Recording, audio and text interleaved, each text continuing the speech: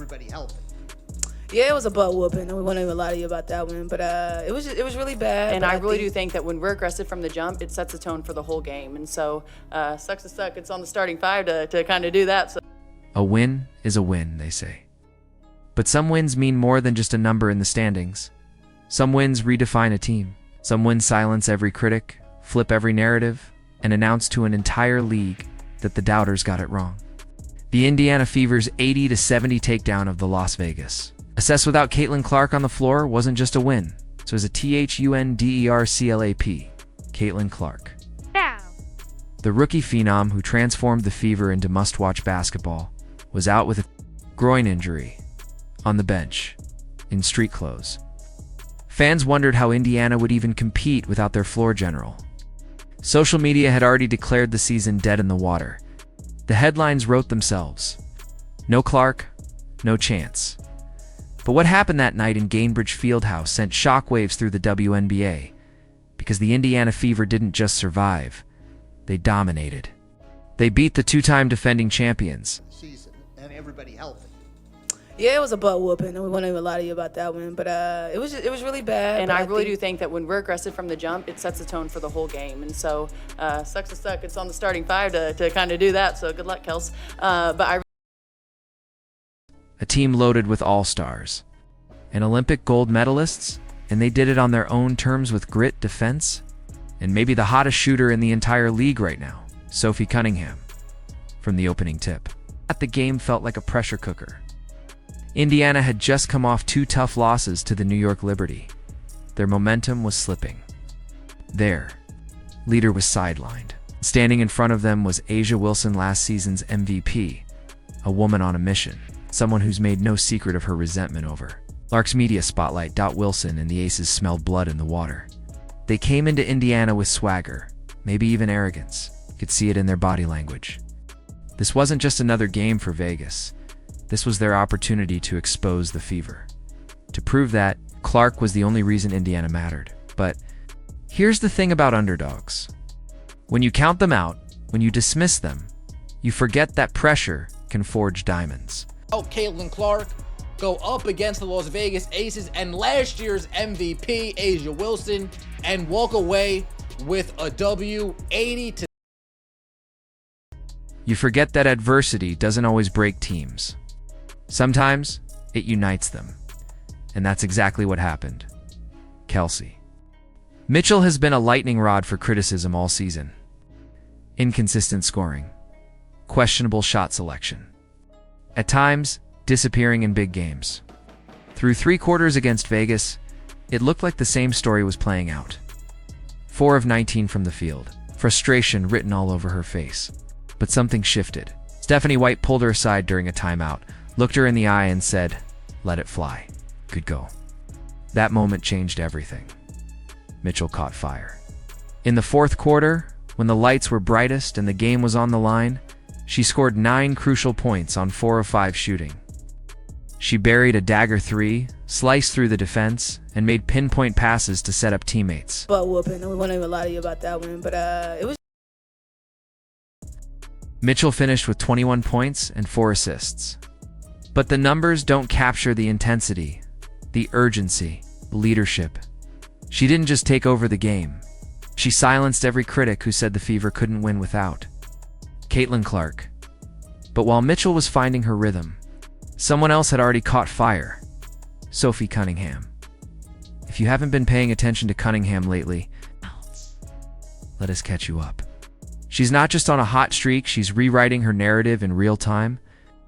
Over her last 6 games, Cunningham has averaged 13.7 points, 4.7 rebounds, and has shot an absolutely insane 58.1% from 3-point range. That's not a shooter in rhythm. It's a sniper with her finger on the trigger. And against the Aces, she was lethal. Cunningham scored 15 points on 4 of 5 shooting. She knocked down 3 of 4 from deep. And every shot she took felt like a dagger. And a Fever without Caitlin Clark go up against the Las Vegas Aces and last year's. Her 3-pointers came at the perfect moments, just as Vegas was trying to build momentum. Just as the crowd started to tense. Boom. Sophie delivers. But what makes her rise even more impressive is the way she's expanded her game. She's not just a shooter, she's rebounding, she's defending, she's setting up teammates. Coach White moved her into the starting lineup not just to get offense, but to tap into her energy, her toughness, her versatility. And it's working. Sophie Cunningham is no longer a role player. She's a problem. She's a matchup nightmare. She's a 6th Player of the Year candidate, whether the league is ready to admit it or not. And then, in the final moments of the game, just as Vegas was making one last desperate push, Ari McDonald stepped up and delivered the moment. 0.35 seconds left. Indiana clinging to a slim lead, the Aces scrambling, the 2-time champs doing everything they could to steal a road win. And McDonald, cool as ever, took the shot. That win, but it was really bad. And I really do think A step-back three-pointer. Nothing but net. The Gainbridge Fieldhouse crowd exploded. Caitlin Clark jumped out of her seat on the bench, fists pumping, yelling with unfiltered joy. It was the dagger. The knockout punch. The moment everyone will remember. McDonald finished the night a perfect 3-4-3 from deep. 9 points. 4 assists, 2 steals in just 22 minutes. That final shot, her only attempt in the 4th quarter, 1 shot, 1 kill. But this wasn't a one-woman show. This was a full-team assault. Natasha Howard was a force of nature. 18 points, 13 rebounds, 3 steals. She outplayed A'ja Wilson on both ends of the floor, dominated her. Wilson looked frustrated, off balance, out of sync. And every time Howard got a bucket, you could see the Aces lose a little more steam. Yeah, no, I mean, we haven't really practiced since the couple days before All-Star break, so mostly rehab. Howard didn't just play well, she made a statement. She showed that. Indiana has their own stars, their own leaders, their own future. Aaliyah Boston. She was steady, composed, resilient. 13 points, 10 rebounds. And most importantly, unshakable composure while getting mugged by the Aces' defense. She took hit after hit, foul after foul, most of them uncalled and still delivered. Range stretched the floor, her toughness set the tone. And all the while, Caitlin Clark watched from the sideline, living every moment. She was standing, cheering, yelling at the refs when the calls didn't go Indiana's way. When McDonald hit that dagger 3, Clark reacted like she hit it herself. And that tells you everything you need to know about this team. They fight. For each other, they believe in each other. They're not just Caitlin Clark and some warm bodies. Really bad. And but I really do think that when we're aggressive from the jump, it sets the tone for the whole game. And so, sucks to suck. It's on the starting 5 to... They're a team. And here's what makes this win so important. This wasn't just any regular season game. This was the 3rd and final matchup. Between the Fever and the Aces, the season series was on the line. And now, with this win, Indiana holds the tiebreaker. That's massive for playoff seeding. This win puts the Fever at 13-12 on the season, 6th place in the standings, and trending upward. They've proven they can beat elite teams. They've proven they can win without their superstar. And they've proven that their supporting cast isn't just good enough, they're dangerous. Think about this. When Caitlin Clark returns, she'll be joining a team that just beat the defending champs without her. She'll be plugging back into a lineup where Kelsey Mitchell is in rhythm, where Sophie Cunningham is shooting like a flamethrower, where Natasha Howard is owning the paint, and where Ari McDonald has ice in her veins. This is the kind of team that doesn't just make the playoffs. This is the kind of team that wins in the playoffs. And don't think for a second that Clark won't remember what she saw from the bench.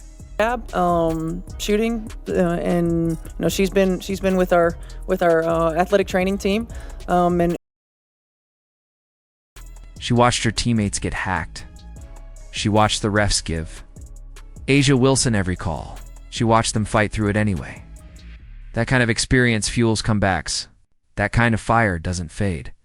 When she returns, she's coming back more motivated than ever, sharper, focused, and surrounded by teammates who've already proven they can win at the highest level.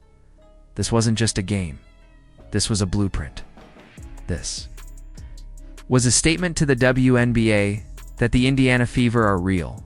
They Caitlin Clark didn't carry this team on her back. She lit the spark. But the fire is everywhere now. From Mitchell to Cunningham to Howard to McDonald, this team is built to last. And we've been preparing everybody else. Vegas came into Indiana expecting to bury a weakened opponent. They left with their pride dented. They left with a tiebreaker loss. They left knowing that the Fever, yes. Those Fever might just be the most dangerous team in the league when fully healthy. So, if you're still calling them a one-woman team, you haven't been paying attention. If you think this was a fluke, watch the film. The Fever didn't just win, they controlled this game. They dictated pace. They hit timely shots. They locked in defensively. They outplayed the Aces in every phase, and the best part? They're only getting started. This was a culture win, a roster win, a coaching win, a chemistry win, a we're not going anywhere win. And if you're fired up like we are, drop a red-hot Sophie in the comments, because she deserves every bit of this spotlight. Like, subscribe, turn on all notifications. Because the Indiana Fever just turned the entire league upside down, and the comeback hasn't even started yet.